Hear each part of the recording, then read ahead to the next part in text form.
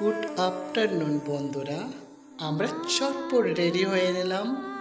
আজকে মা বললার পুজোতে যাব, তাই তাড়াতাড়ি ঝটপট রেডি হয়ে বাইক নিয়ে সোজা চললাম আমরা মা বললাতে পুজো দেওয়ার জন্য। তোমার বৌদি এবং আমি দুজনে একসাথে চলে গেলাম ঠিক বিকেলের দিকে। তো খুব সুন্দরভাবে রাস্তার দু সাইডে প্রচুর দোকান বসেছে। তো যারা কেনাকাটার ইচ্ছুক আছে অবশ্যই আসবে, এবং মায়ের যারা পুরো ভক্ত তারা অবশ্যই পুজো দিতে আসবেন। খুব সুন্দরভাবে পুজো চলছে। এখানে মানব শিব কালী দেখতেই পাচ্ছ, তারা সেজেছে। এটা ঠিক বল্লা মায়ের মন্দিরের পাশেই এটি আছে, একটু দেখে নেবেন।